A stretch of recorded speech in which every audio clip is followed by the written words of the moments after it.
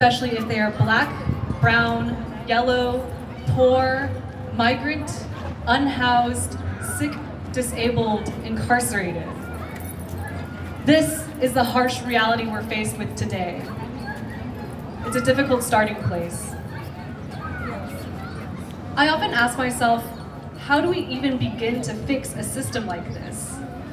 How can we undo the centuries of violence, colonialism, and dehumanization that have led us to this present reality? Violence creates ripple effects through families, communities, and generations to come. We are generations of children born out of violence. And America's response to violence is always with more violence. Let me repeat that. They're trying to fix violence with more violence. They're trying to fix white supremacy through white supremacist strategies. We cannot heal our communities with more violence, more harm, more policing, and mass incarceration. We know the real antidote to violence is not more aggression and harm, but radical love and care. This is why it hurts that the victims of these attacks are usually caregivers, aunts, mothers, big sisters, grandmothers, body workers, healers. It's important that we continue carrying the torches of those that we have lost. We must continue their work and carry on their legacies. We've lost so many, but we're still here. There are still so many of us who continue to pour love into each other, into the world.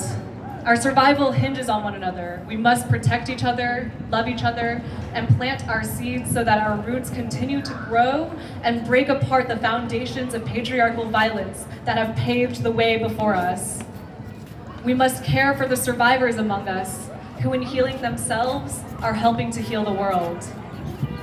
And as Asian American feminists, we must care about victims and survivors of racialized, gendered violence who don't share our identities, whether they're from a different race, class, gender or sexual identity, immigration status, or beyond our borders. Our survival hinges on one another, which means we must build solidarity across differences. Among us, we are hundreds, thousands, millions, even billions of caregivers, people who want to see radical shifts in this world, rising up out of the ruins of war, capitalism, and domination, ready to nurture the world back to life. When I look at our movements, our feminist, immigrant, working class, and sex worker movements, I see our power to take all the shit that gets thrown at us, all the violence and discrimination, and turn that struggle into the birth of a beautiful, liberated tomorrow.